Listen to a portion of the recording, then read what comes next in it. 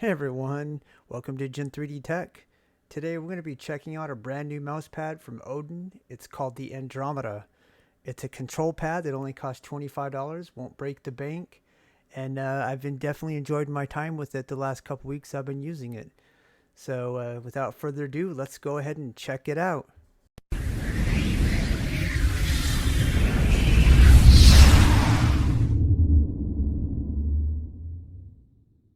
And to first start off with, this pad was provided by Odin. I was like one of 10 people who won one of their pads and just had to do a review on it. And lucky for them, I have a YouTube channel, so I'm doing this review. So this is this is the Andromeda. It's one of their new pads, and it's a control pad, like I mentioned in the intro. And the surface is really the best part of this pad, besides the price, which is only $25. The surface is a cloth feeling surface, and the best way I can describe it is it's smooth, but it also is fuzzy kind of feeling, which gives it a nice little bit of extra control. Probably the pad I would definitely compare it most to is the Saturn. However, it is a little bit faster than the Saturn. Not a whole lot, but a little bit. I would say it's kind of in between the Saturn and a Venus. Now, as far as the dimensions of the pad, this pad is 490 by 420, and it comes in at 3 millimeters. But I will say for a 3 millimeter pad, it does seem a little bit thicker.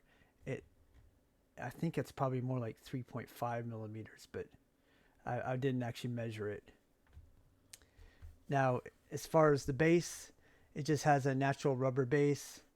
Nothing to complain about, nothing special, but it doesn't move on your desk. Another thing I'd like to point out is if you see right here, you can kind of see a little bit of a wave, and this has actually gone down quite a bit. So when it came rolled up in a box, and it definitely was very wavy. The when I first put it out, and it took several days before it became mostly flat. Now I don't really have any problem. You don't really feel the wave, and for the most part, it's nice and flat. But for some people who may be a little bit OCD, they might not like that. And I have noticed it in some other pictures that there is a little bit of wave to it. But again, it's a $25 pad, and at that price range, it's kind of cost prohibitive to do flat packing, because the whole point of a inexpensive pad is to try and keep the cost down. And when you do that, it definitely adds costs, especially shipping costs. Now, there's got the Odin logo over here, and this logo is raised off of the pad. So if you do run your mouse over, there's a definite chance that you'll wear this off. But I never really go in the corners of any of my pads, but maybe some people do. I'm not sure. Now, stitching wise, the stitching's pretty tight, and it's definitely thick. It's definitely thick, and you can see that it's well above the pad.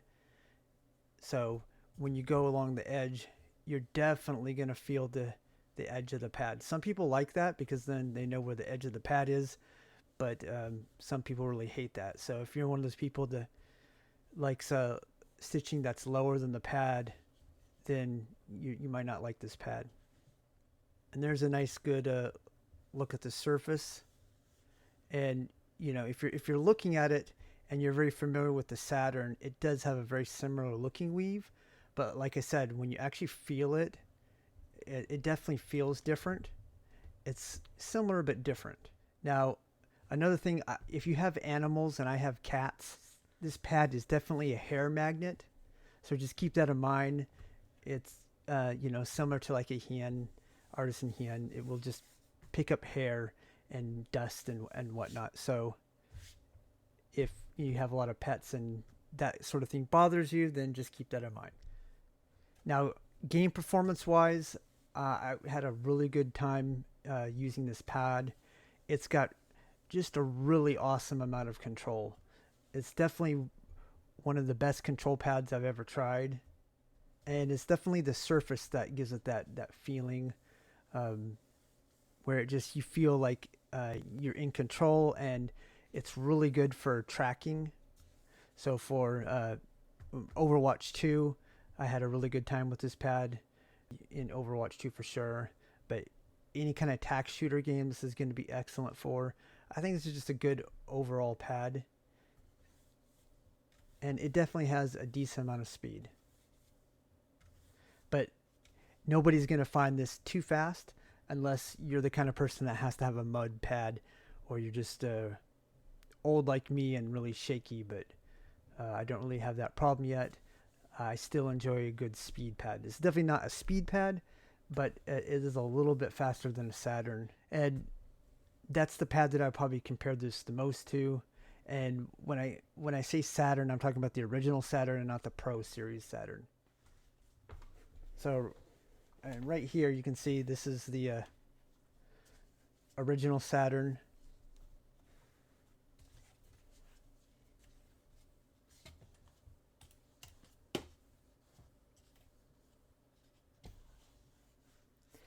And you can see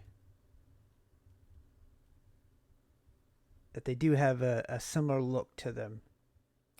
But even the cheaper Saturn is still a little bit more expensive than the $25 Andromeda. And then this is the Venus pad, which you can see is definitely not surface-wise the same, but the Venus is definitely a bit faster. So like I said, this is kind of in between a Saturn and a Venus. Again, the surface is a really good surface, and I played some of my best Overwatch 2 games on this pad. And I'll definitely continue using this pad, especially for those type of games. It's also very nice on the skin. I find it very comfortable. You definitely don't need a sleeve. It's not the smoothest pad because it does have that fuzzy feeling to it, but it's not discomforting at all. And again, I really like the surface. And if they come out with kind of a Pro Series version of this pad, I'll definitely check it out. I do know they're working on pads with kind of a similar to a Poron type base, which I know it's probably not real Poron, or maybe it is. I'm not sure, but it's that type of artisan base, but it may not be Japanese Poron. And maybe they'll improve the stitching. I'm not sure, and maybe a larger size. I definitely would pay more for this pad if it had those extra features. I'd also like to see one with a little bit softer surface, just for comfort wise. But it is nice having something in a firmer pad because you get a little bit more consistency out of it. And as far as softness on this pad, I would say it's kind of in between a soft and a mid. It does have some nice squish to it still, but it's also pretty firm and consistent. Now, as far as long-term durability, I really don't know because I've only had this pad for a couple weeks, but it is a $25 pad, so I don't have any reason to believe it won't hold up, even though you can see on the camera that there is some, it looks like wear, but that's really just dust. And now we'll do a little quick humidity test.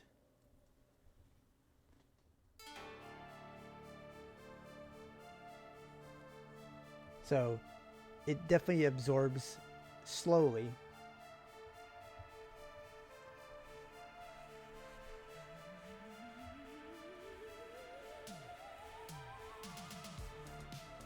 Yeah, so it absorbs a little bit of the water, but it has a pretty tight weave, and it actually holds that water out pretty well.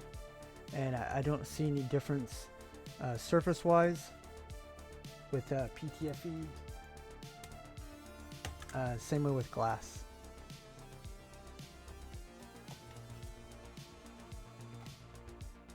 And speaking of glass feet, this is a pretty good pad for glass feet. You do feel kind of a tug and pull, so it definitely helps maintain control if you're looking for a good pad where your glass feet are a little too hard to control. The Andromeda might be a good choice.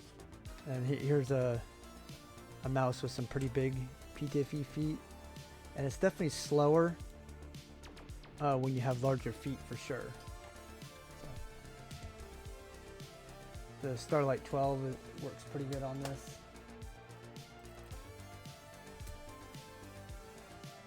MZ1. I use the new Vansor quite a bit on this pad, and it works really well. And then I use the Luch Out overlight mouse with little dots, and that was actually this combination right here, this 38 gram mouse with these little BTL dots. This was phenomenal. This is a really good combo for sure. Now this is a very expensive mouse, but if you happen to have one, I definitely recommend the Andromeda with this mouse. It's so light that you do kind of need a good control pad, I think, in order to help maintain control.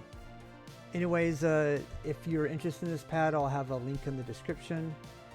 And I hope you enjoyed this review, and if you did, please leave a like, and a sub would be very appreciated. If not, no big deal. Just keep coming back because I got tons and tons more reviews. I definitely have some really cool mouse reviews coming up, and a couple of microphone reviews, and even some more mouse pad reviews. I've got a couple of the X-Ray Pad Zero pads coming, and some other ones. I also have another one of these Luch Out mice, but this is going to be the in-game XMR1 shape. So I should have that in about a week. And also I should have the new Series 1 Pro Glorious mouse. Should have that any day. Again, like I said, lots of stuff coming in, and I'm going to try and get this cool Master mouse review out too. So anyways, that's about it. So I'll see you on the next one. Later.